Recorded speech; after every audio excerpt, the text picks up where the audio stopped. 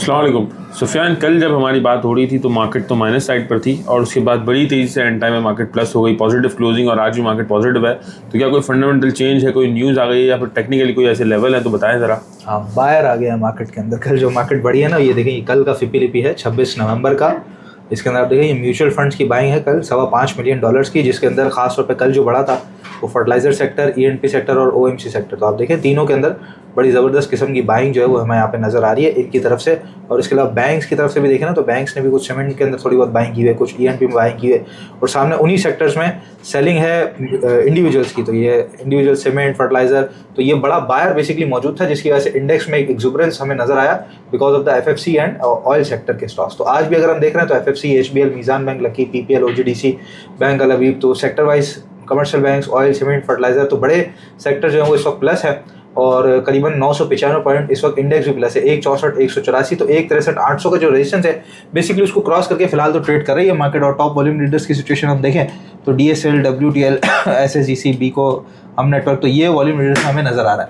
अच्छा, फिलहाल इंडेक्स की पोजीशन कल जब हम बना रहे थे वीडियो, तो यहाँ से टकरा के मार्केट इधर कहीं ट्रेड कर रही थी और उसके बाद फिर इंडेक्स ने अपना एक लो लगाया, और ये जो चैनल चल रहा है इसका ये बॉटम था, उसका एग्जैक्ट बॉटम लगाने के बाद रिवर्सल हुआ है, ठीक है।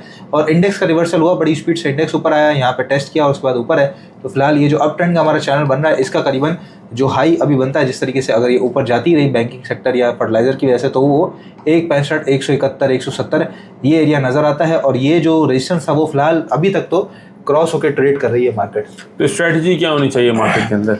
तो देखें इंडेक्स, जैसे मैंने आपको अभी बता भी दिया कि वो बायर एक बड़ा मौजूद है, तो उस वजह से इंडेक्स जो है वो प्लस साइड के ऊपर है। अदरवाइज अगर कल के दिन की स्टॉक्स देखें हम, तो जीसीआईएल ब्रेकआउट देने के बाद कल ऊपर था 36 रुपये करीब, आज वो नीचे है। टेलीकार्ड नीचे है, अटक रिफाइनरी नीचे है, सल्ट पाकिस्तान नीचे है, मैपल लीफ सीमेंट नीचे है, दी ऑर्गेनिक मीट नीचे है, नेशनल रिफाइनरी नीचे। कितने ही स्टॉक्स हैं जो हमारे हाथ में होते हैं, यानी कि आम आवाम के हाथ में होते हैं, इंडिविजुअल्स के हाथ में होते हैं, वो अभी भी नीचे हैं। तो इंडेक्स यहाँ खड़ा हुआ है, स्टॉक्स वहीं है। अगर ये दोबारा 167 हो भी जाता है इंडेक्स, तो आपका स्टॉक यहाँ से यहाँ आ जाएगा, यहाँ से वहाँ वापस ऊपर नहीं जा सकता। तो इसलिए जहाँ जहाँ थोड़ा बहुत ऊपर जा रहा है, तो सेक्टर वाइज जो स्टॉक्स बढ़े हुए हैं, स्ट्रेटजी वही है, सेल करना चाहिए मार्केट को। कल की क्लोजिंग, जुम्मे की क्लोजिंग इंपॉर्टेंट है, 163,800 से ऊपर देना, तब जाके सारी सिचुएशन क्लियर होगी।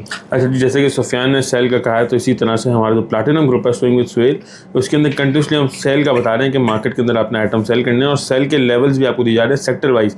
जैसे कि पूरा आपको फर्टिलाइजर सेक्टर बताया है, बैंकिंग सेक्टर इसी के अंदर बताया है, और रिफाइनरी भी बताया है, और यहाँ पर पूरा ऑयल सेक्टर बताया है।